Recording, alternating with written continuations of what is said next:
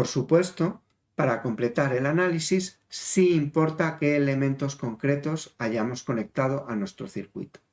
En este ejemplo tenemos 11 elementos y justamente nos faltan 11 ecuaciones.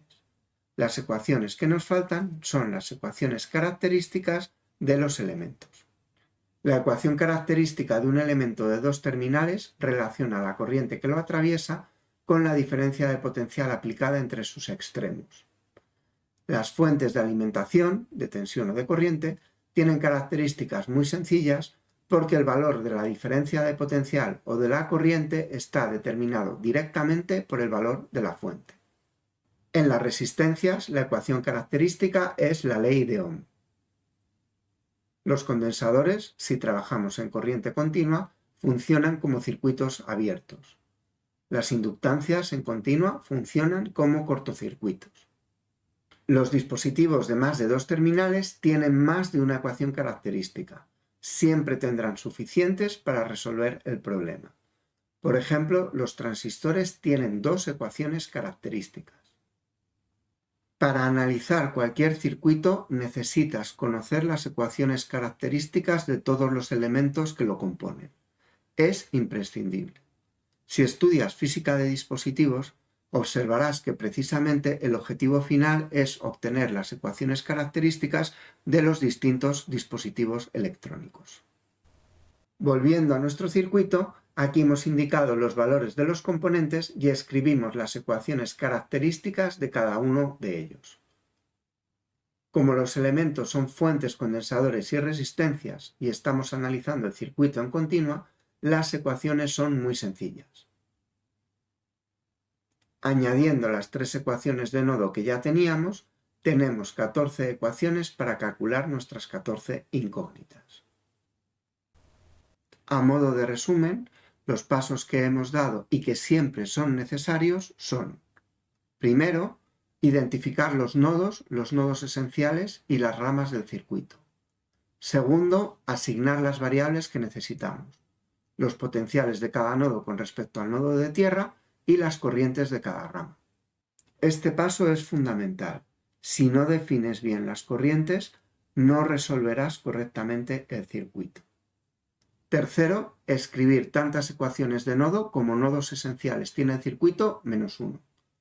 Cuarto, escribir las ecuaciones características de todos los elementos. En este momento es muy posible que te estés haciendo dos preguntas.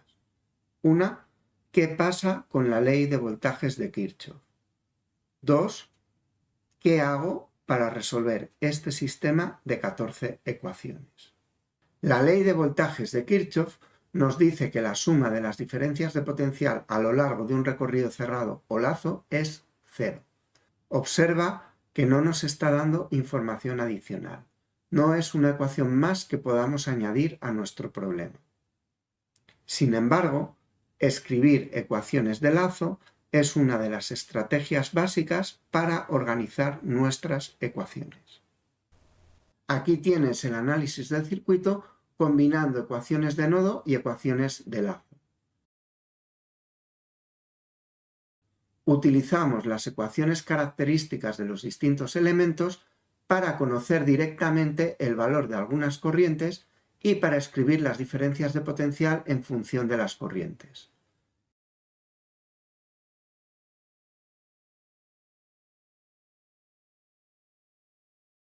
En este ejemplo nos queda un sistema de 5 ecuaciones y 5 incógnitas.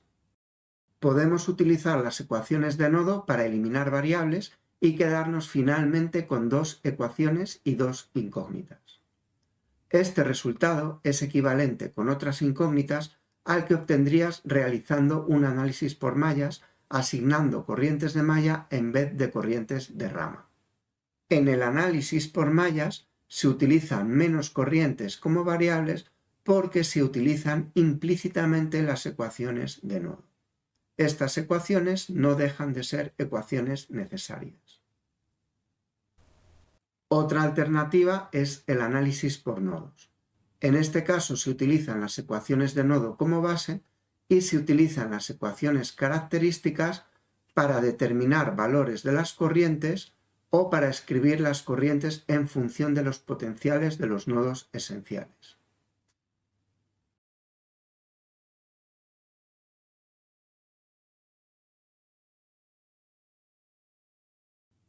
Así que en realidad todo sale de escribir las ecuaciones de los nodos esenciales, -1, y las ecuaciones características de los elementos del circuito. Esas son las ecuaciones esenciales. Creo que entender esto te ayudará a resolver cualquier tipo de circuito con cualquier tipo de componente, siempre que conozcas sus ecuaciones características. Para terminar, aquí tienes la solución del primer circuito que vimos sin utilizar ninguna ecuación de malla. Es perfectamente posible resolverlo utilizando una ecuación de malla, incluso más cómodo, pero no es imprescindible. Y hasta aquí nuestro vídeo sobre la esencia del análisis de circuitos. Espero que te haya sido de utilidad.